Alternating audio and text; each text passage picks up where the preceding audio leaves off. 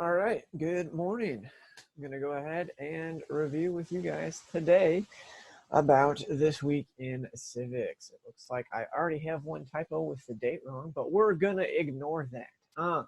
So for today, our focus is going to be on really quickly just kind of highlighting the main takeaways about lobbyists from this week, since there wasn't a whole lot of content that we covered. And then the majority of today's review is going to be about going over what I'm looking for in those essays that you guys are going to be hopefully writing this week and getting ready for next week about your overall opinion on interest groups and that practice of lobbying. So with that in mind, we'll get right into it.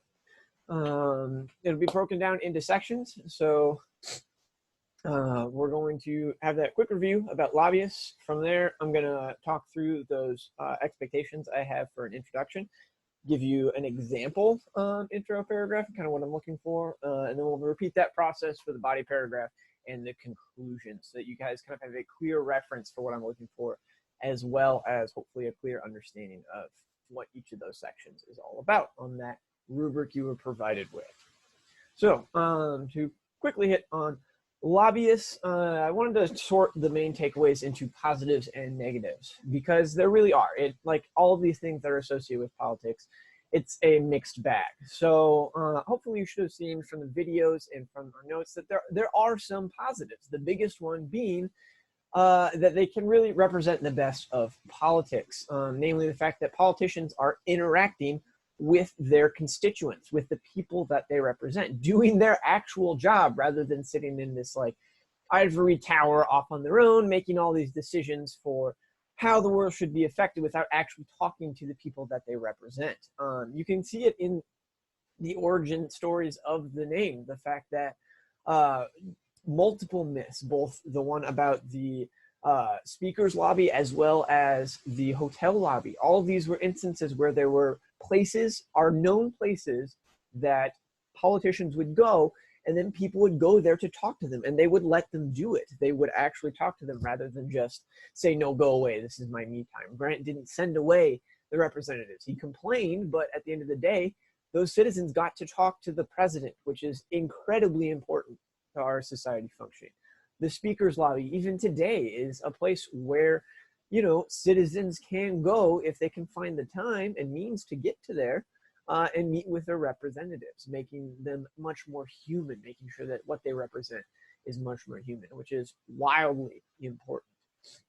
On top of that, too, it's not like this is an unrestricted field. There are loopholes, which we'll talk about, and you should have hopefully picked up from the videos, but at the end of the day, like it is heavily restricted. They do take the steps to try and prevent this from being a corrupt system. The fact that there are limits on those gifts, the fact that you can't spend more than $25 on a meal, that you cannot give them free access to just any event of your choosing. There has to be a good reason for them to be there, something associated with their job. That you can't just willy-nilly invite them to come meet with you. You have to have a purpose. You have to have people that they represent. It has to somehow relate to them.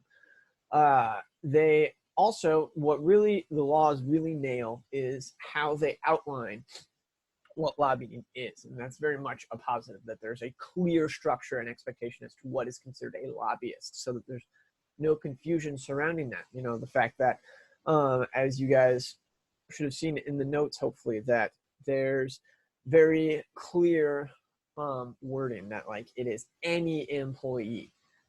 So not just saying politicians, acknowledging the fact that a staffer or an assistant to a congressional leader is as important to talk to as the congressional person themselves, because those are people that interact with them on a daily basis. And so even if you're talking to all of the staffers and you convince all of them and not actually the politician, that still counts as lobbying. That's good. That's closing out a potential loophole. And also having that long list of things that require. So like if you talk about a law, if you express an opinion on a law. So trying, again, to kind of, by being broad, it makes it so if it were taken to court, it's very easy for a judge to say, no, you're a lobbyist. It gives them a lot of wiggle room rather than being super strict and make it very difficult to nail somebody down as a lobbyist and then hold them accountable to those lobbying standards. So all of that is great. It's just that there also are those negatives. And the big ones that you should have taken away from this week were, one, that there's a lot of loopholes. Like, yes, they do a great job of being broad, so it's easy to nail someone down as a lobbyist. However, then from there, the restrictions on those lobbyists have a lot of loopholes themselves, and that's not super great. Like, again, the gifts restrictions are wildly vague, and this is kind of the reverse now, where you want to be specific on what is considered a gift and not leave it to interpretation, but they do. And so there's a lot of those language technicalities, like how when last week you guys watched the documentary Big Sky, Big Money, and they talked about how by using the word deficit in an attack ad, it made it okay, and you can now, you're not actually supporting somebody, and so it's fine to throw as much money at the problem as you want. Similarly, you have those technicalities with gifts, like when they were talking with Abramoff in the 60-minute interview, they mentioned the fact that, you know, sure, there are gifts, but as long as it's a fundraiser, well, then you can give them as much free food at that fundraiser as you want. It could be up to $2,500 worth of free food. If you are sitting versus standing, well, that changes the whole picture and how much money you can donate to them. So, you know, maybe you just get a really fancy meal to go and you walk around, or you make sure the setting is one where you just don't sit that much, and suddenly you can donate a lot more money to them than is initially restricted. So there's that initial failing, is that, yeah, okay, cool, everybody's a lobbyist, but you can't hold them accountable for bribing people as lobbyists because the language is so vague. On top of that too, there's also just the problem with the fact that the people making the regulations on lobbyists are the same people who would benefit from them. Like, Congress makes laws, and Congress are the people that they're trying to lobby and convince the most. So, you know, there is this danger, right, that Congress could in theory just decide, well, like, why would we fix this language? Why not just keep it vague? Because we get free money and nobody can stop us. So why would we? And then there's that same issue too with where, like, it's enforcing is difficult. So even if somebody does violate those gift restrictions, who's going to tell anyone, right? Like, these are private interactions. It's kind of the whole nature of lobbying. It's the lobbyist and it's the politician. So, like, what is the politician gonna be like? Oh yeah, they gave me too much money. Sorry, that guy, he's bad. You got to get him out of here. And similarly, like, as a lobbyist gonna come forward and be like, yes, sir, I violated that. I gave too much money as a gift. That's my bad. Please arrest me. That's just not gonna happen. And so there's not a lot of other people around during these lobbying moments because it's such a personal interaction. And so it's really on, many times, in many cases, on the honor of the politician to hold themselves accountable and hold lobbyists accountable. And again, what's the motive to do that? Why would you? And then lastly, most important of all, as is the case with all interest groups, and kind of the big takeaway, hopefully, from this unit, is that not all lobbyists are created equal, just like how not all interest groups are created equal.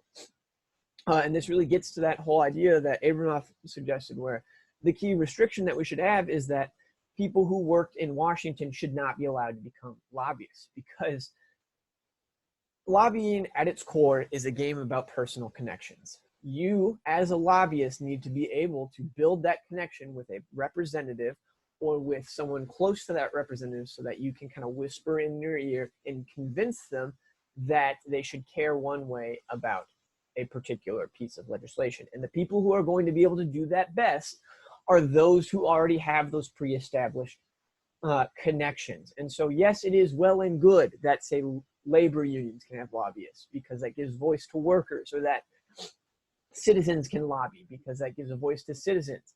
At the end of the day, the ones that are most influential are not, it's not like a fair field.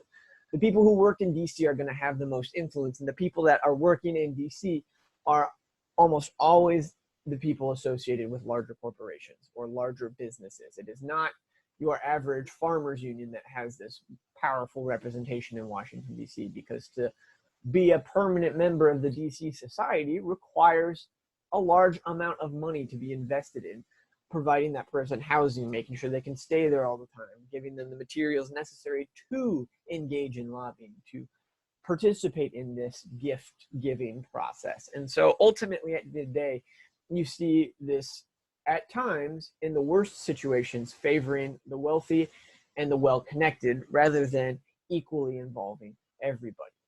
And so those are kind of the big takeaways from lobbying. And they, in many ways, mirror the same takeaways that you should have had from interest groups throughout the course of this unit.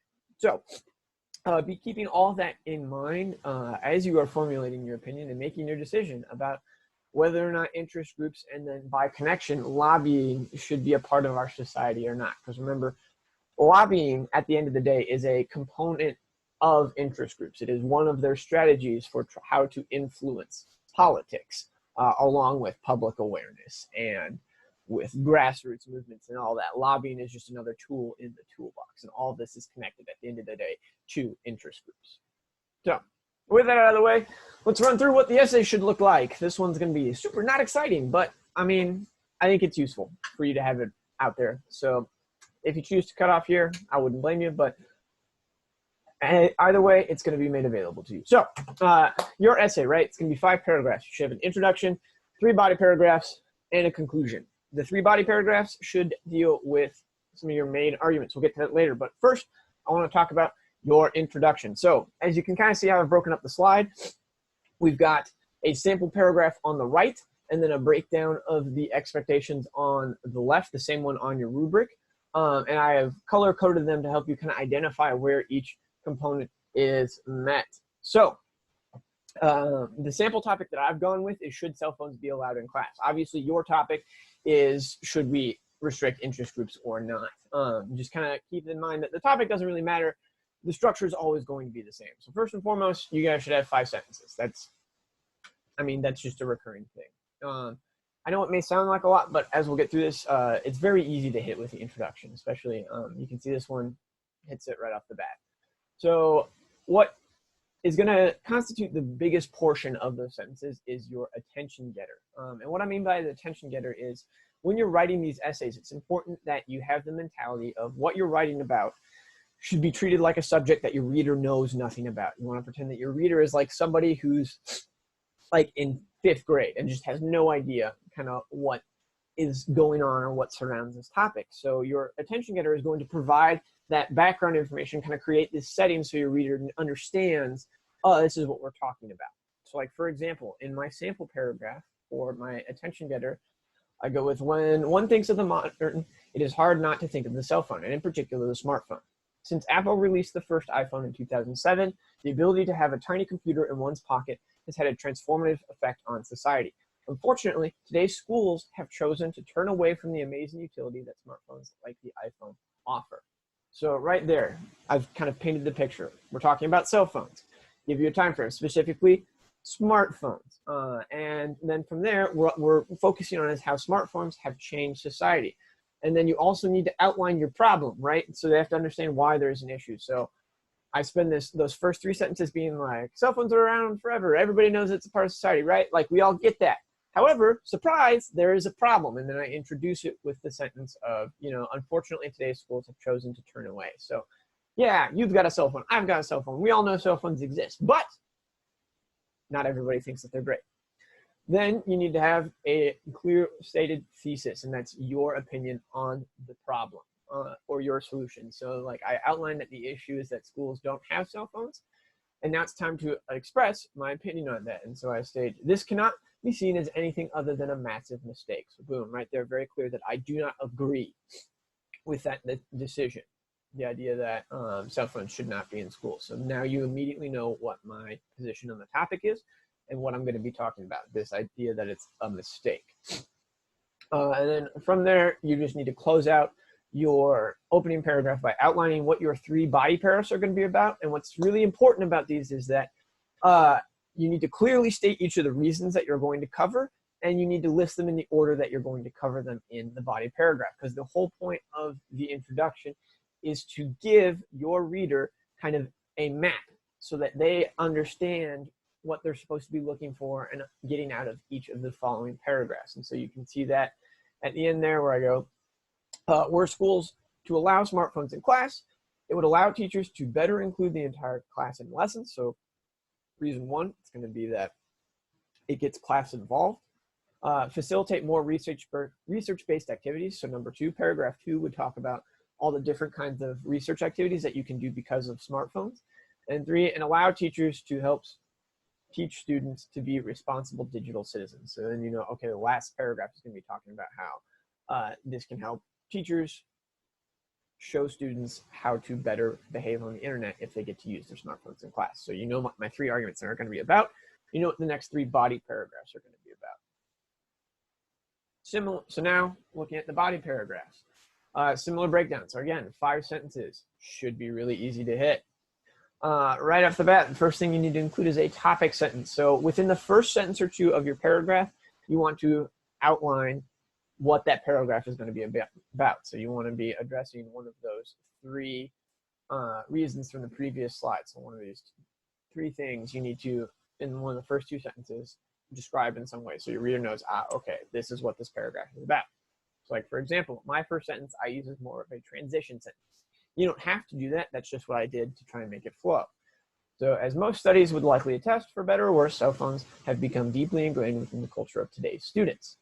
As such, it would only be logical that teachers work to utilize that within the classroom as a means of student engagement. So again, I'm restating that first topic from my introduction. The first reason that it's useful, it gets students involved. Right there, boom. It says that student engagement will be increased. Generally, you want to make sure that the topic sentence is not a word-for-word carbon copy of the reason you gave in the introduction, just because that gets repetitive. And from there, you need to provide a clear explanation of how that reason does or does not justify that thesis. So like I'm saying that cell phones increase engagement. This is why we should allow them in the classroom. I need to expand on that. So like give some examples, explain how cell phones will increase engagement. So there's something concrete to understand why it is a justification. So I say websites like Kahoot and Quizlet are easily accessible and allow teachers to create games out of normally boring topics. So it's kind of, expanding on that topic sentence. So it increases engagement. Well, how does it increase engagement and therefore make cell phones acceptable? Well, it increases engagement by letting you turn lessons into games. And then from there, you want to support that conclusion, because so far, right, all of my claims are just claims. I have no evidence to support that that is actually true, that making games increases student engagement until you provide evidence. And this is where those documents come in. For you guys, the documents are any of the worksheets that we've used in class and the information from them. But you're looking for some sort of concrete outside piece of information. It's no longer your opinions, it's a fact that somebody else said that relates to your topic. So like, for example, I say that Kahoot turns things into games. My support then is that this type of competition can be incredibly motivating. For example, according to document 1, and that would be how you do your citation. You just need to say document number 1. For you guys, I believe I listed them off as worksheets and numbered them. You could just say worksheet 1, worksheet 2, worksheet 3, and that would be fine. A 2016 psychological study indicated that displaying points on the screen directly increased student motivation for the given assignment. So boom, I am quoting a study from 2016. That is now a fact that somebody else has confirmed. The reason you're citing that document is now in theory, if you were to go to my document 1 from my set of documents, see, oh, yep, here it is. There is in this document, it talks about this study that proves that point, that they do increase competition. And then you want to close out that body paragraph by explaining how the supporting details relate to that topic. So just relating all this back to the idea that cell phones are necessary. So like the breakdown of this paragraph is that, cell phones increase engagement. Engagement is increased through games. Games increase engagement because they give students additional motivation by showing them points. The reason that this relates to cell phones is because without cell phones, this sort of gamification would not be possible. I got typos there. To achieve the same effect, teachers would need to develop a point and answer system that they could single-handedly regulate, something that would inevitably simplify the game to a point where students would lose motivation. So that's your connection, right? Is this idea that you want to be able to gamify your lessons because that increases student motivation, but to effectively gamify them, you can't do it without cell phones because it would be too much for the teacher. So you've created this step-by-step approach where you say, here's my claim, here's my support, here's how my support relates to that claim, Here's why it is special compared to everything else. And then that brings you to your conclusion. And this one I know is the hardest to get 5 sentences out of, but you still need to have them, and it's more about how you introduce those sentences. So first and foremost, you want to clearly restate your thesis and your conclusion. Remind your reader, this is what my opinion is. So in conclusion, allowing cell phones within the classroom is simply the most logical progression of the educational best practice. So again, that I am in favor of cell phones in the classroom.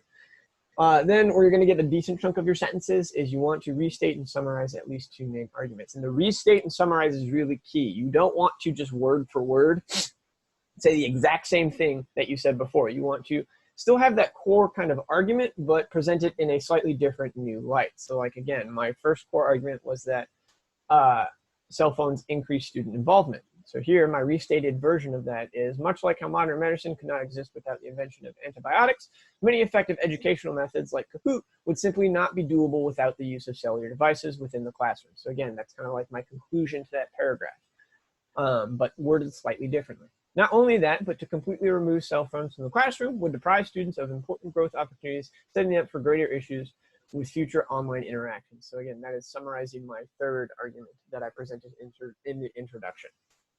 Oh, I just ruined everything. Look at me go. So those are your 2 summaries. You want to do at least 2. You can leave out the third. You don't really need to hit all of them unless you want to, but I'm asking for a minimum of 2. And then from there, you just need to wrap up your whole essay with some sort of concise sense of finality. And so I do that through these last 2 sentences to get to that 5-sentence mark of cell phones are as much a part of our society as cars or planes and should ultimately be treated as such. The field of education must move forward just as the rest of society does. So boom, finality right there. So that's what I'm looking for in your essay. There are some examples of what it looks like. I know my topic isn't the same as yours, but again, the methodology is the same. How you break it down is the same. How you're trying to slightly summarize but also make it different is the same. And hopefully this kind of gives you a reference point for what I am looking for you to do. Good luck on those essays. If you have any questions over the stuff that I went over or what your essays need to look like, feel free to email me or send me the essays to read through and I can give you some comments. Otherwise, have a wonderful week.